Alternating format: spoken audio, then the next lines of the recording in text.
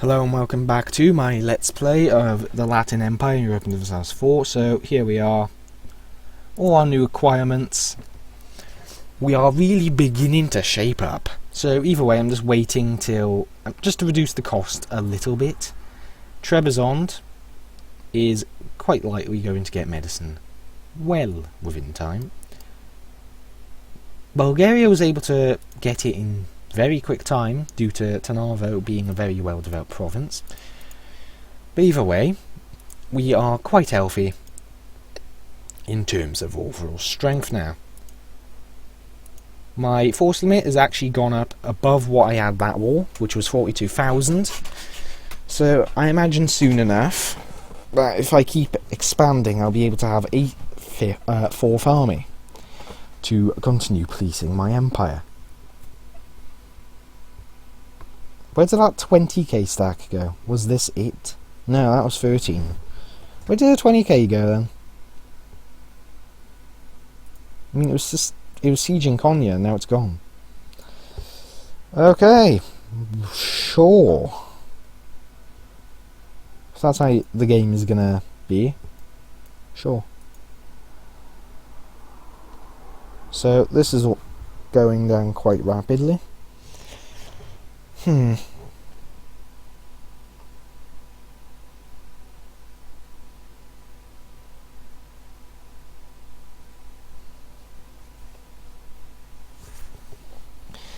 Either way, embracing the institution early on is very beneficial. But I think a year is not going to make a massive difference, but so is the money, but sure, let's just save like a ducat or two.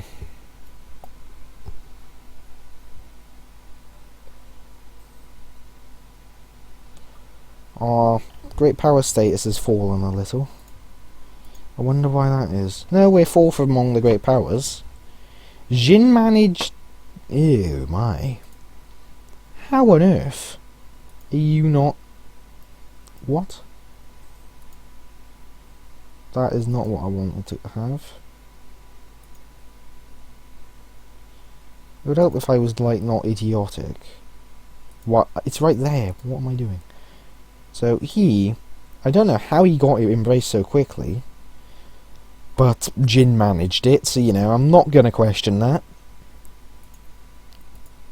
And now it looks like he's punching the crap out of Mongolia. Yeah, he's getting his land back. He's going to be the power of the East. No doubt. There, that is present. So, embrace. That gives a small development cost decrease, which is nice. And, well, it's going to help overall. Maybe if you embrace that institution, you don't have to worry about those events anymore. I wish that was the case, or hope it is. Because that really adds in to the effect of wanting to grab it. I can take that. Now, I do want to grab this. But I have to wait till the others have called to grab it, so, you know, fun times. Either way, I can have up to 31 states now, which is nice, partially because I'm a despotic monarchy, partially because of my government, but really the admin tech has been catching straight up in the last bit of time. You get 2 at level 0, which is, you know, but allow 5 states at level 44 means I just got 5 more states, judging from how this is working, and it looks like that is the exact case, meaning at the end you can have a stupid amount of estates.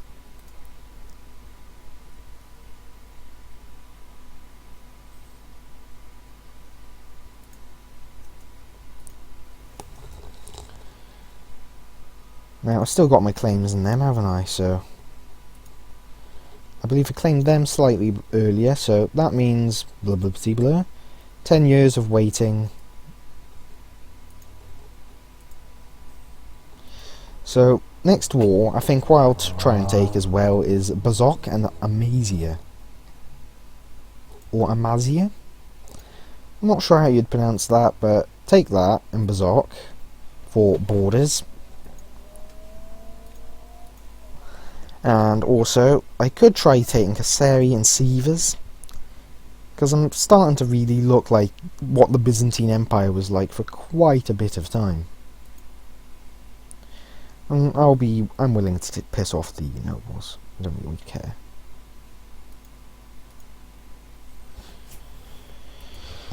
Whew. So with the fourth strongest power, we're sort of getting up there. We really are. And I'm surprised how the Asians were able to get the institutions just embraced fast.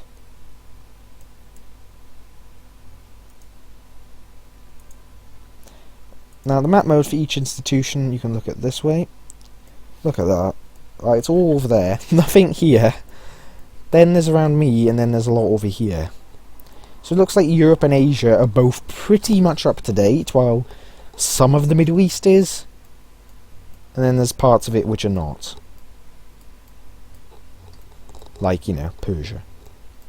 And Russia doesn't seem to be doing that well, but Ryazan, who's doing quite well for themselves, has managed to get it, and I think Ryazan might be the one that ends up forming Russia in the long run. Which is quite pleasant. It's quite a pleasant thought, really.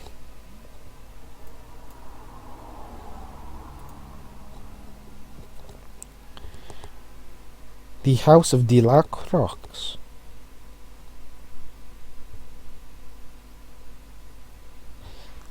So that's a seat of strong aristocrats, and that's Adrianople. I have no issues with that, since, well, you know, Michael is a 046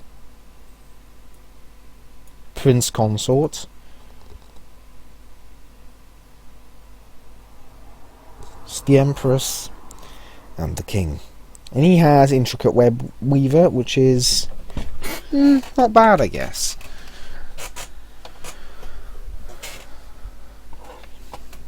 You'd be quite good as a thing, but you know. I hope Zoe doesn't die for a long time. But both parents are very talented, to say the least.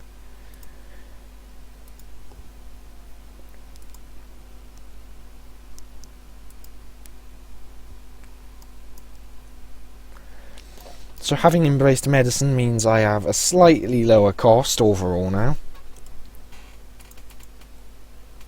So I can start redeveloping Constantinople up to its former glory.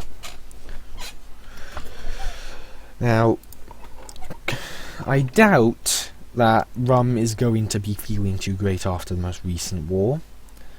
And then considering that this is going to weaken their army each war, it's going to get easier and easier, and I also forced them to break one of their alliances. Venice has also left them, or rather they left Venice earlier. So Aquileia attacked Venice, they actually got that. Now Venice is literally just this little bit of land. I think Venice only owns this now, which is, in my humble opinion, very good.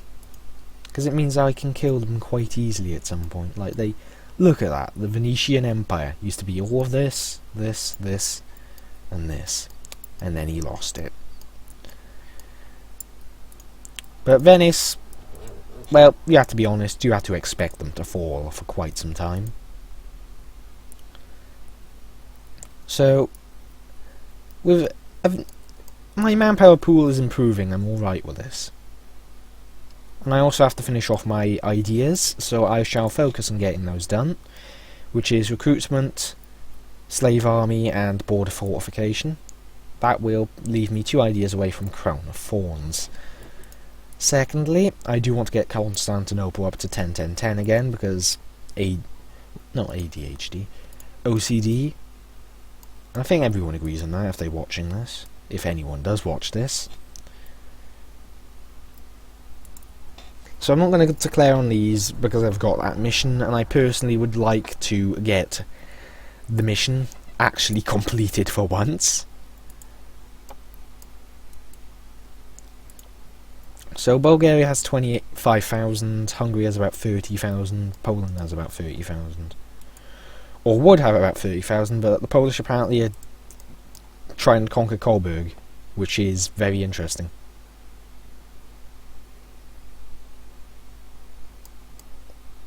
Okay, that actually isn't very interesting because that is land that the Polish would want. And it makes it makes sense. So I can actually understand the Polish going for that, and the Polish are punching the shit out of the Danes. Now, I wouldn't be surprised if the Polish eventually attack the Empire, or attack someone else, like, say, you know, Lithuania or Livonia, to grab more land. Let's see, what are they actually interested in terms of land? Just all of this, and Denmark. He doesn't like Denmark at all. I'm surprised he doesn't want to eat some of Livonia, because that would be nice land for him.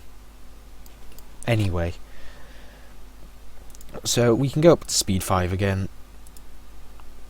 Convert this. Well. So, Egypt, whatever.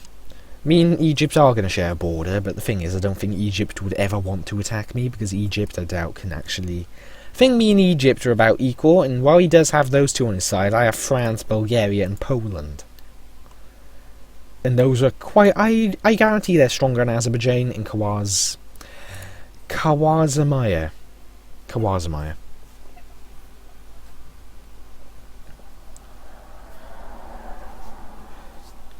Sicily is being beaten up by Pisa. Is this...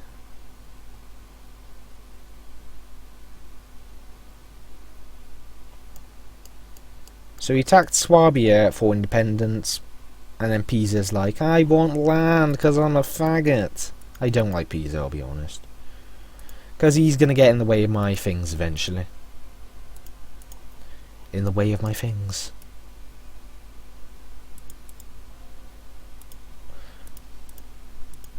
And chances are what I'll do is I'll just kill Pisa.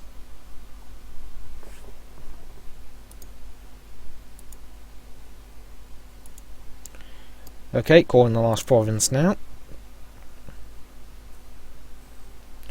Now if there's anything I'm quite comfortable about right now, it is that even if I am attacked, which I doubt will happen due to my large reserves and such, which means people are likely going to be not wanting to try anything, I'm going to be able to control the sea, so inevitably whoever attacks me will only be able to occupy effectively half of my empire. There's the half over here in Europe, which is quite considerable, and a considerable other half over in, well, Anatolia. Let me English. So, this means quite a few good things for me in terms of defending.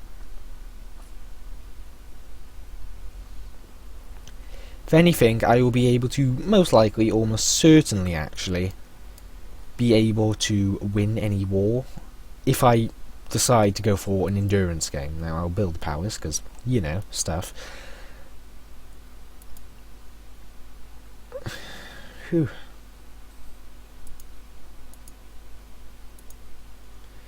So, Karaman is scoring these... Oh god, I've actually got quite a considerable spy network. In Rum. Bazok. Kayseri is next. Getting all of the forts dealt with is quite good, in my opinion. So now I need 35 to get the next claim, which is Kayseri. Now here, this shouldn't be hard. Just wipe their armies quickly and efficiently, and then siege both down. So this is the Eisen, so he's the he's the sieger. This guy's the fighter, born to the saddle, cav flanking range.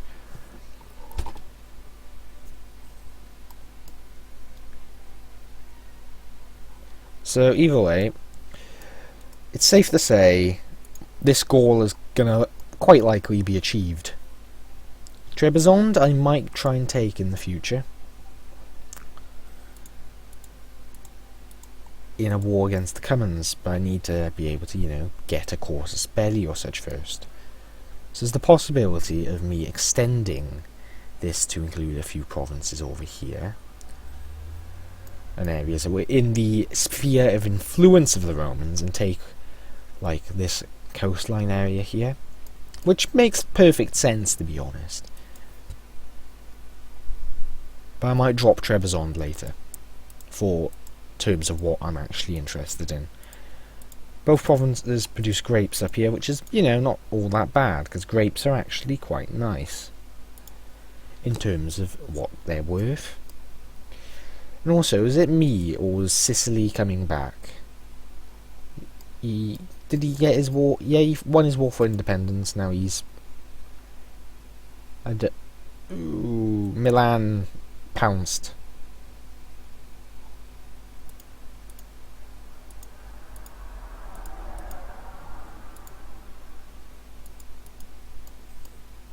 I mean, he got his capital back. Where is he going to be, though, with his army, if he has one? What the fuck was that? It jumped. So, all of those, not that great. Either way, the next institution now is actually... I think it's in a normal year. 50-year intervals now, I believe. It is late feudalism. Nope, it's another 100 years. And then it goes into the 50 years.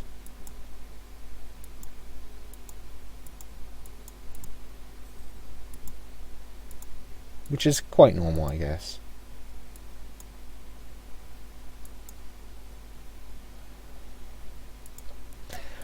Up until the modern day, and then there's no more institutions.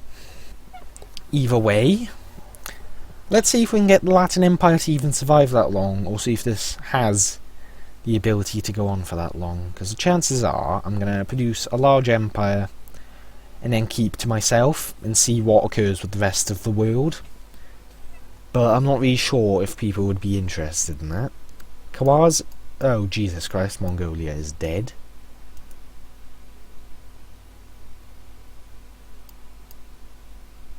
Looks like his war with the Mongols didn't go as planned. It's one of the first times I've actually seen him fail a war. Maybe the first, I'm not sure. But he seems to already be coming back from dealing with... I'm not sure. We'll see what occurs with Jin later on. Because any one power rising to absolute greatness is actually a general concern, I'll be honest. The Ghurids have been stationary for quite some time, I'll say that much. Indonesia, well, Indochina rather. This is Indonesia, not this. But Pagan has been a mess, and I don't like how they look at all. And I'm just wondering what the Americas are going to be like, considering when I get there it's going to be... Well, it depends on how quickly I can conquer Europe. Like, colonization is not going to start for some more time yet. Also, Andalusia has lost one of his allies. Now he's got the Abbasids to back him up. So, turn back to the regular map mode types. Well, let's see. Land from Rum. Yep, that's normal.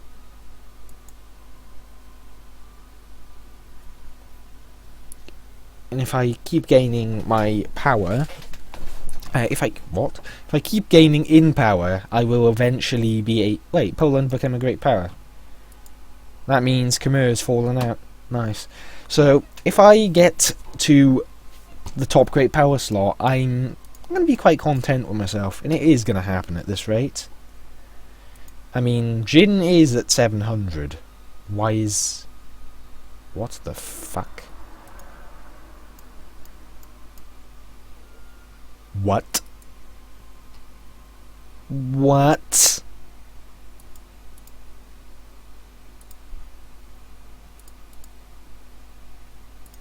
No, just... Oi! What just happened? So he's turned into a despotic monarchy as well. What? How does this occur then? I know there's something behind it, but I have no idea how this can occur. I have not played in the region, But that means there's an entire new great power. That's going to be Ning. So let's go a month and watch the table update itself. Oh boy, this is going to be interesting, isn't it? Yep, Ning has taken up their position, the mantle. And well, they're as strong as them, though they're not a celestial empire anymore. Do they have the same... yeah, they have the same cause and everything as well. Does this mean... he's turned into the celestial empire now? What? Is it whichever one has more development? I mean, Jin's had more development for a while. And it's... okay. Well, I'm just gonna leave that be while I plan for my next ever so lovely war. So either way, I'll thank you for watching, and I'll see you next time, where we will hopefully deal with Nikia and Armenia if the game plays fast enough. And also see if we can get yet again another war against the Rum. So either way, thank you for watching, and I'll see you next time. Bye for now.